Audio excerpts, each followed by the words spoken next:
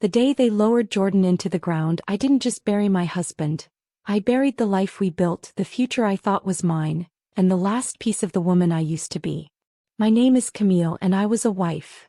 Until grief made me a widow and betrayal made me a stranger in my own life. I always knew I didn't come from much. Grew up with a single mother who worked 3 jobs just to keep the lights on. But I swore that when I found love, I'd finally have stability. Safety. A man who saw me, not as baggage, not as backup, but as the woman he wanted beside him for life. That man was Jordan Blake. He was everything I never dared to pray for. Tall, steady, the kind of man who remembered how I liked my coffee and held my hand like I was made of something rare. We met in line at a DMV. Romantic, right? But he made me laugh and I needed that more than I realized. Within 6 months he put a ring on my finger and a promise in my heart. We didn't have much but we had love. And when Micah came into our world, our sweet bright-eyed baby boy, Jordan built a crib with his own hands. He painted the nursery blue with clouds and stars. He kissed my forehead every night and told me I was doing a good job, even when I was falling apart from postpartum exhaustion. I stayed home to raise Micah because Jordan said, "You've done enough surviving, Camille. Now I want you to live." I believed him. I gave up my part-time job, stopped chasing my degree and poured everything into our home. Into him. I thought love was sacrifice. I thought that's what wives did. But then came the accident. A rainy highway. A jackknifed truck. A phone call that ended with me on the kitchen floor. Micah wailing beside me because I couldn't breathe, couldn't speak, couldn't think. Jordan was gone. Just like that. I hadn't even picked out the funeral program when his family showed up. Grief neatly packaged in designer coats and patent leather pity. His mother, Pearl, who never approved of me, came with a thick manila envelope and a fake smile. "I know this is hard, Camille," she said. "But we need to talk about the estate." Estate? I blinked. What estate? Anthony, Jordan's older brother, chimed in like a vulture circling roadkill. Jordan didn't leave a will. But everything was in his name. The house. Her. The bank accounts. I shook my head. "No. That's our home. I live there. Our son lives there." Pearl didn't blink. Technically it was Jordan's. And now it's the family's responsibility to manage what's left. What's left? I wanted to scream. Instead I sat there like a ghost in my own life while they passed papers across the table. Documents I didn't understand, terms I never agreed to. Within a week they had locked me out of our bank account. Froze the card I used for groceries. My name was never on the mortgage because I trusted Jordan when he said, "You don't need to worry about that stuff, baby." By the 10th day I was packing Micah's things with trembling hands, because a letter from their lawyer said we had 30 days to vacate. Pearl wanted the house sold. Said she needed to settle Jordan's affairs. I had nowhere to go. No job. No savings. No backup plan. And worse than the logistics was the shame. How do you explain to a 6-year-old that everything's changed and none of it makes sense? That daddy's gone and so is your bed and your room in the backyard you just learned to ride your bike in? I remember sitting in a women's shelter 2 nights later, Micah asleep on my lap, using my coat as a blanket. I stared at the cracked ceiling and wondered how it had come to this. I did everything right. I loved hard. I trusted. I sacrificed. And in return I got erased. But grief does something strange to a woman. It cracks you open. But what grows from that pain is stronger than anything you knew before. And in that darkness I made a vow. They could take the house. The money. Even my name on the deed. But they wouldn't take my spirit. They wouldn't take my son's future. I would rise, not out of spite but out of necessity. I would build from the ground up. For Micah. For me. And one day they would regret ever thinking I was disposable. This wasn't the end. It was my beginning. There's something humiliating about starting over when you never planned to. The day I checked into that shelter I didn't cry. I didn't scream. I didn't even speak much. Because deep down I think I knew no one was coming to save me. The fairy tale had ended, and I was just one more single mother trying to stay afloat in a world that didn't care how hard I used to love. The shelter matron's name was Miss Renita. She was sharp, no-nonsense, and kept a Bible in one hand and a clipboard in the other. "You got a plan, baby?" she asked me that first night while Micah slept under a scratchy donated blanket. No, I whispered. But I need one. Then let's get you one. And just like that, the smallest thread of hope stitched itself into the fabric of my shattered life. I started slow. Signed up for job training. Took typing tests, answered phones, learned how to update spreadsheets and file client records. It wasn't glamorous, but it was something. I worked weekends at a diner, bussing tables while Micah stayed with a volunteer sitter. Every dollar I made I saved like it was sacred. And still, every night I had to explain to my son why we couldn't go home yet. "Is Daddy coming back tomorrow?" he asked me once, clutching a tattered stuffed lion that had survived the move. "No, baby," I said softly, brushing curls from his forehead. "But Mommy's gonna build us a new home. Even better than the old one." He nodded like he believed me. Like he didn't doubt I was magic.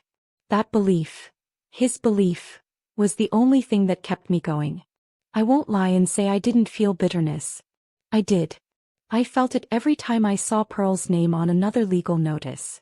Every time I got word that the house had sold for twice what we paid and none of it came to me. Every time I remembered how Anthony smirked at me across that table, like I was nothing but a burden his brother had dumped in his lap. But bitterness wouldn't feed Micah. Wouldn't get us out of that shelter. Wouldn't heal the bruises left by betrayal. So I learned how to turn bitterness into fuel.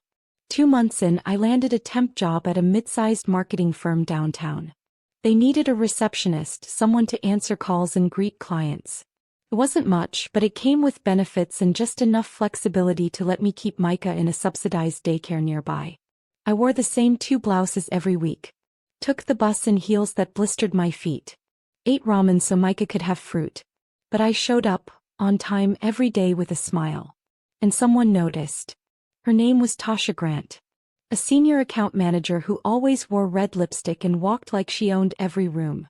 One Friday while I was refilling the coffee pot, she looked at me and said, "You ever consider doing more than answering phones?" I blinked. Like what? Like learning the ropes. Marketing. Pitching. Building your own accounts. I shook my head. "I don't even have a degree." He shrugged. "Neither did I." Tasha took me under her wing. She taught me how to build client decks, how to craft a compelling pitch, how to read the mood of a room and shift strategy on the fly. After work, I stayed late just to shadow her. I watched how she sold confidence, even when she was still figuring things out herself.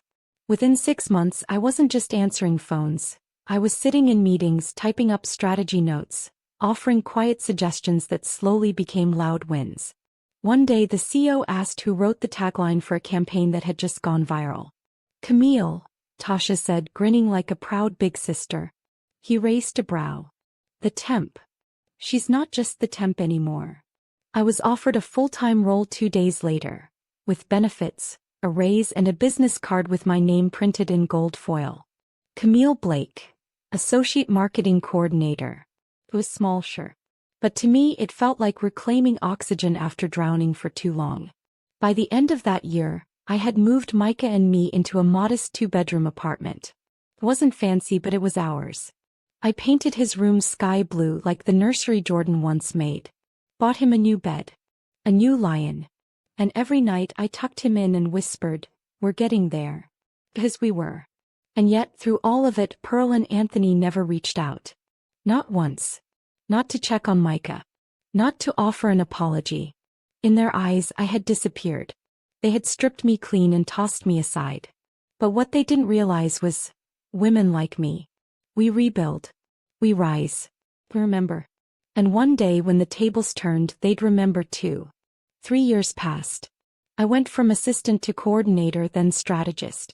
I had my own office, my own team, my own seat at the table, and not because someone handed it to me but because I earned it. Every late night. Every pitch. Every moment I swallowed my pride instead of my pain. It built the woman I was becoming. Micah started 1st grade that fall. He was bright, sensitive, already reading at a 4th grade level. Sometimes he still asked about his dad, but less and less. Our life had become its own rhythm. Early mornings, daycare drop-offs, lunch notes with bad jokes, bedtime stories, and whispered dreams. And for the first time in forever, I didn't just feel like I was surviving. I felt like I was living. That's when the invitation came. It was a creamy envelope, thick and expensive. Embossed with gold lettering and a wax seal I recognized instantly. The Sutton Foundation Charity Gala. Pearl's event. Her crown jewel. I almost laughed. Thought maybe it was a mistake. That my name had been added to the guest list by accident. But then I flipped the card and saw the handwritten note at the bottom. Camille would love to reconnect. It's been too long. Warmly, Pearl. I stared at those words for a long time. Reconnect, she said. As if she hadn't been the architect of my erasure. As if she hadn't stood in that cold office and taken my home, my things, my son's future. Micah found me holding the card that night. You going, Mommy? I smiled at him. I think I will. Not for revenge. Not to make a scene. But to remind them I still existed. And I had not just survived, I had become more than they ever imagined. I didn't wear anything loud or flashy. Just a sleek black gown, heels that made me stand tall, and a single diamond pendant Jordan once gave me before things fell apart. My hair was pulled back. My makeup subtle but sharp. I looked in the mirror and didn't see the broken woman from the shelter. I saw the woman who had rebuilt herself from ashes. The gala was at the Sutton estate, a sprawling hall lit with chandeliers and dripping in privilege. Waiters carried trays of champagne. The air smelled of money and polished intention. I walked in calm, poised, alone. Pearl spotted me from across the room. Her expression flickered. Surprise, then confusion, then that brittle smile she always wore when she didn't have control. Camille, she greeted, cheek kissing me like we were old friends. You look radiant. Thank you, I said, voice steady. So do you. She gestured around the room. We've expanded the foundation. Jordan would be proud. I didn't respond. Because I knew Jordan would be ashamed. Of her. Of what she did. Of the way she gutted his legacy and abandoned the woman who loved him most. She asked where I'd been, what I'd been up to. I told her simply, marketing. Strategy. Starting my own firm soon. Pearl blinked. Oh. Before she could ask more, Anthony appeared beside her, older, grayer, still smug. Well, he said. Didn't expect to see you here. I get that a lot, I replied, sipping my drink. He leaned in slightly, lowering his voice. This was a mistake, you know. Jordan's marriage to you. You were never going to last in our world. I turned to face him fully. You're right. I didn't belong in your world. That's why I built my own. I let that sit for a moment, then excused myself. I mingled. I charmed. I made connections with CEOs, nonprofit heads, investors. Not because I wanted their approval, but because I had long since stopped needing it. The old Camille would have hidden in the corner. The new Camille owned every room she walked into. At one point I stepped outside to catch my breath. That's when I saw her. Sitting alone on a bench in the garden, her mask slipping. I approached slowly, unexpectedly. Do you regret it? I asked quietly. She didn't look up. Which part? All of it. She sighed. Jordan chose you. No matter what I said, no matter what I did. He chose you. I nodded. And then you chose to erase me. He finally met my gaze. You rebuilt. Clearly you didn't need us. No, I said. But I needed to know that I could. Without any of you. We sat in silence. Two women on opposite sides of grief, betrayal, and power. I hope Mike is well, she said after a long pause. He's thriving. Good. That was all. No apology. No acknowledgement. But I didn't need it. Not anymore. I left the gala that night with no vengeance, no public confrontation. Just peace. And the certainty that healing didn't mean forgetting. It meant walking back into the fire and not burning this time. It's strange how life keeps moving forward even when you feel like the past is trying to drag you back. After the gala, I expected something. Maybe a message, maybe another invitation, maybe even a cold attempt at reconciliation. But I got nothing. And that, somehow, was louder than any words they could have spoken. So I kept moving. My marketing firm, Ardent Strategy, was gaining traction faster than I imagined. Small businesses, women-led startups, nonprofits on the brink of something big. They came to me not just for campaigns but for courage. and I gave it to them. Every lesson I'd learned, every scar I carried, I poured into that company. Micah loved our new apartment. It wasn't a mansion, but it was filled with light, laughter, and the smell of waffles every Saturday morning. He hung his artwork on the fridge and read bedtime stories to me, his little voice stumbling over words but filled with pride. He didn't ask about his grandmother or uncle anymore. I think deep down he remembered too. A year passed. Then the shift came. Pearl's face appeared on the news one morning while I was packing Micah's lunch. Sutton Foundation under scrutiny, the headline read. Something about misallocated funds, board mismanagement, and a whistleblower leak. I paused, holding a banana in one hand and the remote in the other. Pearl, the woman who had once looked down on me like I was a stain on her family's reputation, was now the one being investigated. I didn't feel joy. I didn't laugh. I just exhaled slowly and turned the volume up.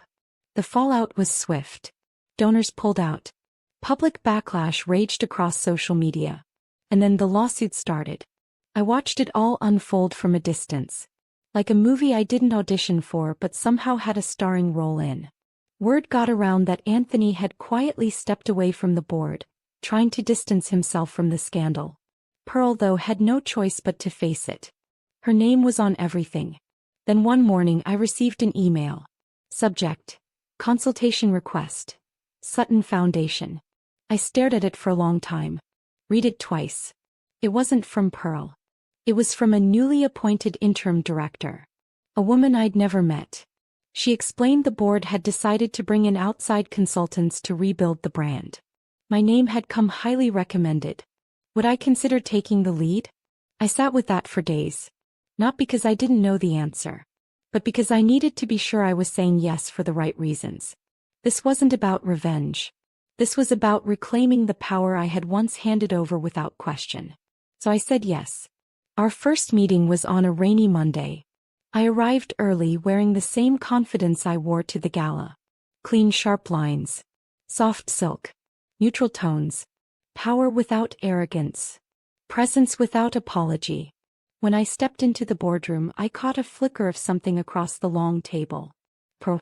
She was still on the board, though she no longer held a leadership role. She looked smaller. Not physically but in spirit. Like the wind had finally caught up to the house of cards she'd built. She didn't speak. Neither did I. I opened my laptop, connected it to the projector, and began my presentation. The goal isn't just to rebrand, I told them. It's to restore trust. That requires transparency, integrity, and humility, things your foundation has lacked in recent years. A few members shifted in their seats. Others nodded solemnly. Pearl stared at her notepad. Over the next several weeks, I overhauled everything. The messaging, the campaigns, the board's communication strategy. I brought in a team that knew how to build from the ground up. The staff, once filled with fear and uncertainty, began to thrive again. And though Pearl was present, she never interfered. One afternoon as I was preparing to leave, she approached me quietly. Camille. I turned, waiting. I never expected you to say yes. I didn't say yes to you, I said. I said yes to the work. She nodded. It's better with you here. It was the closest thing to an apology I'd ever get. And somehow it was enough. Because I didn't need her remorse. I already had my justice, in the woman I had become. In the mother I continued to be. In the empire I was building without a single brick from their crumbling castle. Some days I wake up before the sun and just sit in the silence. I make my coffee, lean against the window, and watch the world slowly stir awake. It's a sacred kind of peace, earned, not given. But peace doesn't mean the past disappears. It was a Thursday morning when Micah came home from school with a strange look on his face. He dropped his backpack by the door, walked into the kitchen, and said, "Mom, a man came to my school today." I froze. What man? I don't know. He asked if I was Micah Sutton. I didn't answer him. My teacher came and told him to leave. My chest tightened. I called the school immediately and the principal confirmed it. A man in his early 30s, well-dressed, claiming to be a distant relative, had shown up without an appointment. Anthony. Had to be. I hadn't seen or heard from him in nearly 2 years. Not since the day he stood silent while his mother tore apart my life. He never once reached out after Jacob's funeral. Not when they forced Micah and me out. Not when we were struggling. Not even when his family's name started circling the headlines for all the wrong reasons.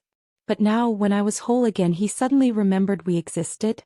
He reached out later that evening, an email this time. The words were formal. Pause. Like he was tiptoeing around a landmine he helped plant. Camille, I'd like to talk. I know I've made mistakes. I saw your name on the Foundation's rebranding project and realized how much you've grown. I want to be part of Micah's life. Please, let's talk. I stared at the screen for a long time.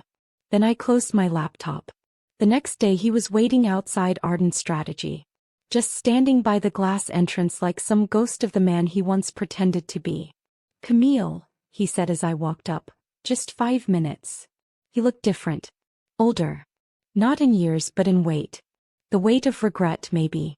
Or failure. Or the crushing realization that not everyone stays beneath you when you push them down. You have 60 seconds, I said. I never agreed with what my mom did. But you said nothing. I was scared. I laughed once, sharp and bitter. I was terrified, Anthony. But I didn't let it make me cruel. He rubbed the back of his neck, avoiding eye contact.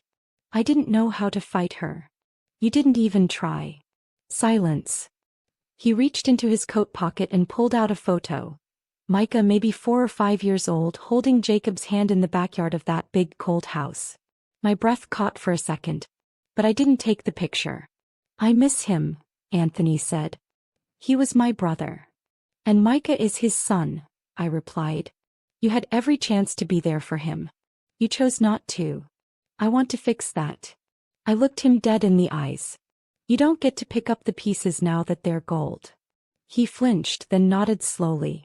You're right. I just wanted to say it. Say it then. But don't say it to make yourself feel better. Say it because it's true. He took a breath. I failed you. I failed Jacob. And I don't expect forgiveness. I turned and walked into the building without another word. Micah never heard from him again. Weeks passed. I poured myself back into my work, into my son, into the life I had rebuilt. We traveled for the first time that summer. Paris, Rome, Santorini. Places Jacob once promised we'd go. I carried his photo in my wallet. Lit a candle for him in every cathedral. Whispered my winds into the sea. And on the flight home, Micah leaned against me and said, I think Dad would be proud of you. My throat tightened, but I didn't cry. Because I knew. I knew Jacob would have been proud, not because I survived but because I thrived. Because I never let bitterness replace love. Because I protected our son with everything I had. Because even when life tried to reduce me to rubble, I rebuilt myself as something unbreakable. And the people who once stole my home, my peace and my dignity, they were left with nothing but the silence of their own choices. The grand opening of the Haven Foundation's new center was scheduled for a crisp Saturday in October. I wore white, not for purity but power. My heels clicked across the marble floor like punctuation marks in a speech I hadn't yet given. The building stood tall and bright in the heart of the city, its glass walls reflecting the morning sun like hope itself. People filled the courtyard. Donors, families, volunteers. Some of them I knew by name, others by story. They were women like me. Women who had been told no. Women who had been pushed out, shut down, walked over. And here they were now, holding clipboards and keys, leading programs and opening doors for others. I watched as Micah helped hand out pamphlets. He wore a little navy suit and his father's old watch, too big for his wrist, but he refused to take it off. I felt Jacob with us in that moment, not as a memory but as legacy. And somehow that made it easier to breathe. There was a moment during the ceremony when I stood at the podium and saw a familiar figure in the crowd. Older, stiffer but unmistakable. Elaine. Jacob's mother. For a split second the world slowed. Her eyes met mine. No warmth. No shame. Just the hollow pride of a woman who thought her money could bury consequences. She stood at the back, surrounded by no one. And I, centered, grounded and applauded, stood in everything she swore I'd never be. I didn't flinch. I didn't falter. I kept my chin high and delivered my speech. I stand before you not as a woman who had it all figured out, but as someone who had it all ripped away and decided to fight like hell to get something better. This place, this foundation, isn't about survival. It's about power. The kind that's born in pain and raised in purpose. If you're sitting here today wondering if it gets better, let me be the proof. Thunderous applause followed. But I wasn't moved by the noise. I was moved by what came next. The mayor handed me a plaque. My name etched in gold. A key to the city. I smiled as the cameras flashed. Later I found a quiet bench near the garden. Micah joined me, holding a caramel apple in one hand and a juice box in the other. "You were awesome, Mom," he said through sticky lips. "Thanks, baby." He leaned his head on my shoulder. "We're okay now, huh?" I looked out at the building, at the people, at the sky that had once felt so heavy and now stretched wide and welcoming. "We're more than okay," I said. "We're free." A week later a letter arrived. No return address, but the handwriting was unmistakable. Elegant, cold, controlled. "Elaine." It wasn't long. Just a few lines. "You won. That's clear. But know this. Money can buy buildings, but it can't rewrite history." I burned the letter. But she was wrong. I hadn't rewritten history. I had rewritten my future. And the truth? They never broke me. They tried. They tried with their silence. With their cruelty. With their false kindness and cold dismissals. They tried with locked doors and empty bank accounts and carefully crafted lies. But I held on to my son.